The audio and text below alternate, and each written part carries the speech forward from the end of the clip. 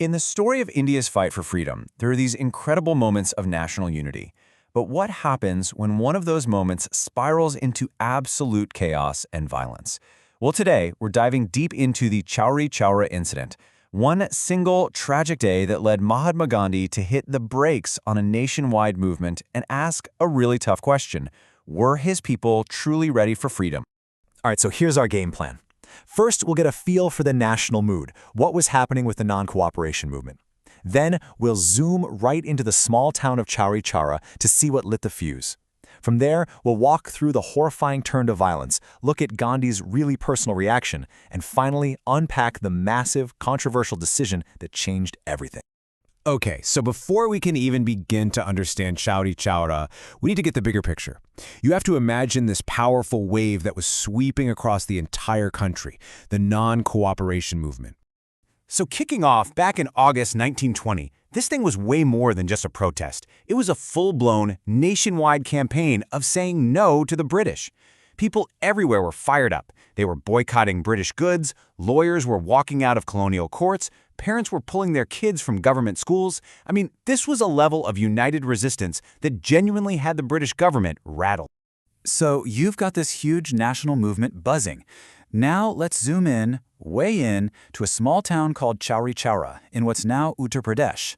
It was a place you'd probably never heard of, but it's where one tiny local issue was about to spark a massive national fire. So it all starts on February 2nd, 1922. A local leader, a retired army guy named Bhagwan Hare, is leading a protest, and they're protesting things that hit people right where they live, the crazy high prices of food and the sale of liquor. It was supposed to be peaceful, but the police, they came in heavy-handed with a lathi charge, beating and arresting protesters. And that was a huge mistake. Instead of crushing the protest, they just poured gasoline on the fire. And just look at how fast things went off the rails. This timeline is wild.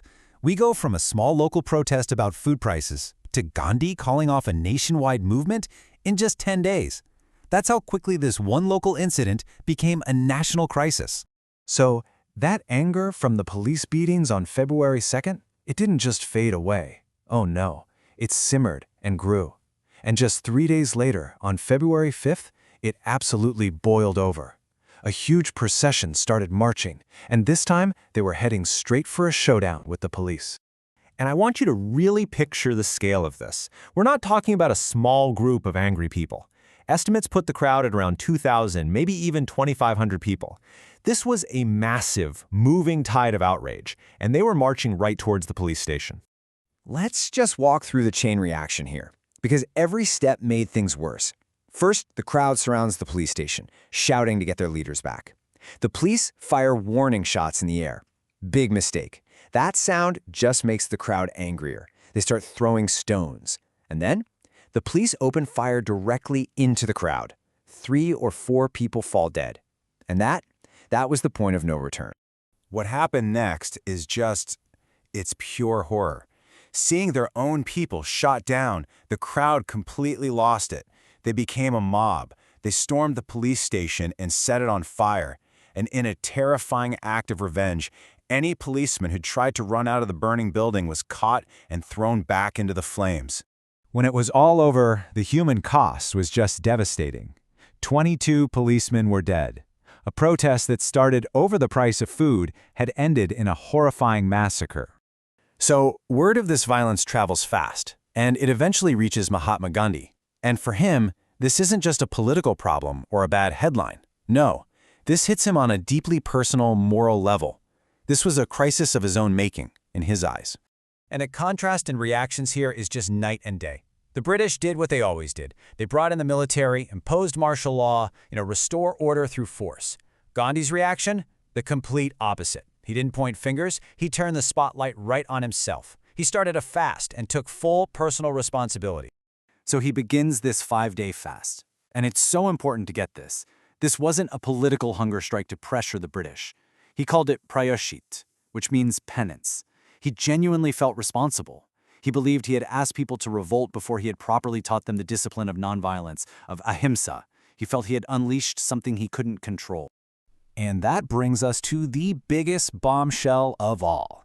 How this one, terrible incident in one little town led to a decision that stopped an entire national movement dead in its tracks, right when it seemed to be working. This quote gets right to the heart of it. For Gandhi, nonviolence wasn't just a good idea or a clever tactic. It was everything. It was the soul of the movement. How you fought for freedom was just as important as getting freedom itself. And for him, Chauri Chaura was the terrifying proof that the people just weren't ready. And so, on his insistence, the decision came down. On February 12th, just a week after the incident, the Indian National Congress made the shocking announcement the non-cooperation movement was over. It was suspended, nationwide. Imagine a giant wave about to crash on the shore, and suddenly it just stops. Okay, for all of you UPSC aspirants, listen up because these are the key takeaways. First, never underestimate how a local incident can blow up into a national event. Second, this is the ultimate case study for how central nonviolence was to Gandhi's entire strategy. It was non-negotiable. Third, and this is huge, not everyone agreed with him. Leaders like Nehru and Subhash Chandra Bose were absolutely furious. They felt it was a massive mistake. And finally, it just shows how incredibly hard it is to keep a mass movement under control. And that leaves us with the big question people still debate today.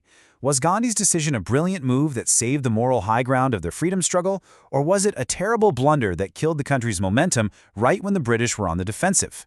What do you think? There's no easy answer, and that's what makes Chauri Chaura such a fascinating and crucial turning point in Indian history.